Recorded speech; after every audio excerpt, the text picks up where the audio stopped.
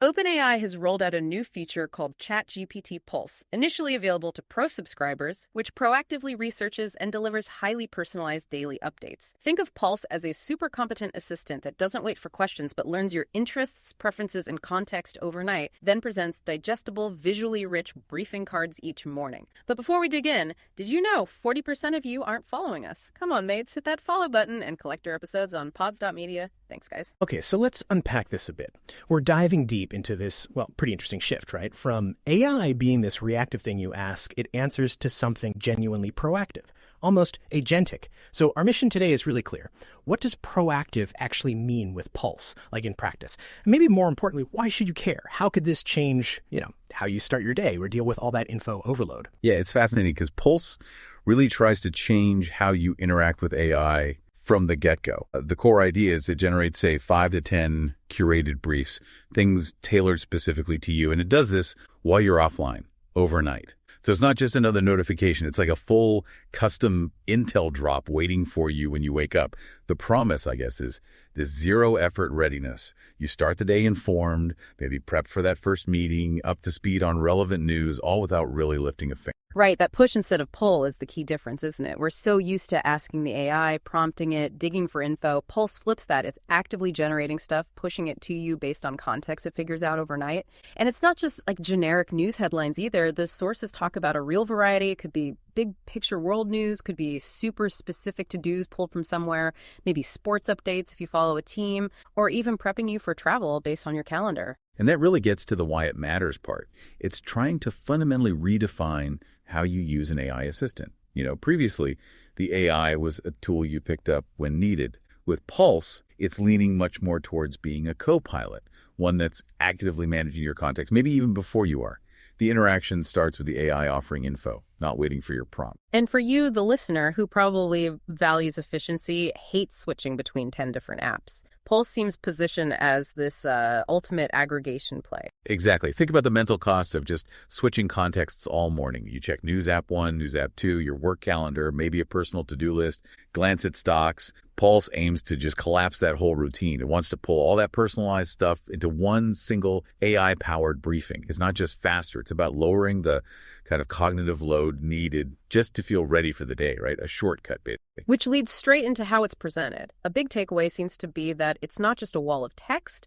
It tackles information overload using these digestible, visually rich briefing cards. Yeah, the visual aspect is really key. The info's been processed, synthesized, sure, but the format is designed for quick scanning. Each card has an AI image, some summary text. It means those 5 or 10 key updates aren't just there, they're meant to be instantly understandable.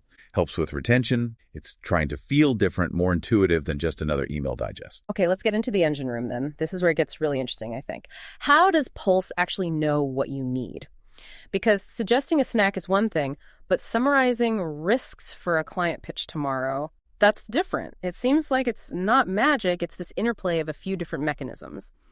First layer seems pretty straightforward. It uses ChatGPT's existing memory features, it tracks conversations, interests you've shown, questions you ask a lot, preferences you state. That's how it learns you, like, say, a specific football team or follow a certain industry. Right, that's sort of the passive learning, what you generally care about part.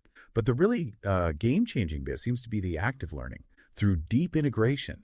This is where the agentic side starts showing up. Pulse connects, apparently quite deeply, with external apps. Critically, things like your email and your Google Calendar. And then integration lets it pull context for your immediate future.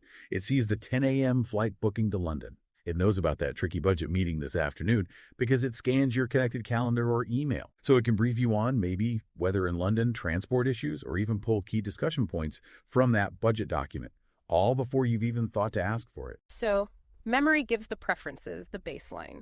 Connected apps give the urgent, real-time context. And then there's the third piece, right? User feedback. Those little thumbs up and thumbs down buttons, they're not just for show. They're actively training your specific personalization model. Giving a thumbs down doesn't just hide that topic. It tells the AI, less of this, please, refining your profile. That feedback loop is crucial for improving the predictions. Now, currently, this is only for Pro subscribers, so who really benefits right now?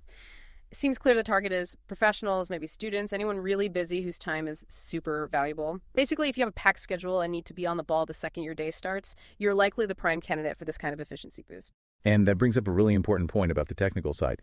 Why limit it to pro users initially? Well, the sources are pretty clear. This kind of deep, personalized, continuous info generation takes a lot of computational power. They call it high compute. Think about it. It's not just answering one quick question. Pulse is running complex algorithms, looking across lots of data, predicting needs, pulling info from outside, generate unique summaries and images for eventually millions of users, all while they sleep. That's resource intensive. Very. So OpenAI likely needs that pro subscription revenue to cover the costs and fund the optimization needed before they can even think about rolling it out wider, plus and eventually for users, which they say is the plan. It's a practical hurdle for now. Right. So looking beyond this initial phase, let's talk challenges. Because getting to true agentic AI isn't just about clever models, is it? It's about massive operational issues. We touched on compute, but what are the big roadblocks? Scaling and trust seem key. Absolutely. Beyond just the cost of running those computations, scaling this reliably is huge. If Pulse is doing 5, 10 personalized tasks for millions of people, even small errors or AI hallucinations can become big problems fast and erode trust. So getting the scaling right, ensuring consistent quality and performance for everyone, that's critical. And then there's the data dependency. Pulse's usefulness is directly tied to how much you let it see. If you block calendar access, it can't help with logistics. No email access. It can't brief you on important comms, which leads straight back to that fundamental tension in AI right now. Balancing user privacy against the real utility you get from letting the AI access more of your data. It's a constant trade-off. That trade-off feels central. So where's this all heading? Pulse feels like a step, right? A stepping stone towards something bigger. This proactive stuff points towards, well, a truly agentic AI assistant eventually. Agentic AI is the buzzword, and it means going way beyond just delivering information. The end game isn't just briefing you about the restaurant booking. It's potentially making the booking for you, handling complex multi-step tasks more autonomously. Can you give an example? What does that look like practically? Okay, so imagine instead of you searching for dinner spots, checking reviews, filtering by availability, calling or clicking to book, an agentic AI might notice a free evening on your connected calendar. It checks your known dining preferences from its memory, finds suitable, highly rated options nearby using real-time data, books a table, maybe even sends a calendar invite to your partner or friend, all initiated by the AI based on context. Or maybe on the work side, it could take the messy notes from that budget meeting, automatically identify the key action items, check them against your existing task list, and then draft follow-up emails to the relevant people. You just need to give a final okay. But the sources are quick to point out this requires pretty significant advances first, especially in the AI's ability to plan multiple steps ahead and use different tools reliably without making mistakes. That level of trust isn't quite there yet. Okay, so summing up the general feel from the sources, Pulse looks like the next immediate step for personal AI. It's aiming to be always on, always learning, anticipating what you need instead of just waiting. It holds this promise of fundamentally changing how we manage information, how we manage our time. But those big hurdles, scaling it affordably and reliably, and navigating that trust and privacy issue, they have to be cleared first. Yeah, it really feels like we're watching a potential paradigm shift unfold. Yeah. Moving from AI as just a passive tool we have to actively direct for every little thing, to AI as more of a sophisticated co-pilot, one that understands your context, anticipates what's next, and can suggest or even do things proactively. It's aiming for a total redefinition of what productivity means. Less manual searching, more tailored synthesis, And maybe let's circle back to that scaling and trust challenge for one last thought for you, the listener. If Pulse, or something like it, is going to get good enough to handle your travel plans, draft important emails, coordinate your life, its quality, its usefulness depends entirely on how much data, how much of your digital life you connect to it, which brings up a really important question to mull over. When an AI starts genuinely acting for you, and the price of that autonomy is massive compute power and deep access to your personal data, how much friction or maybe how much privacy are you ultimately willing to trade for that level of personalized trust and convenience? Something to think about. Thanks for joining us on this deep dive into what looks like a very proactive future for AI. We'll catch you next time.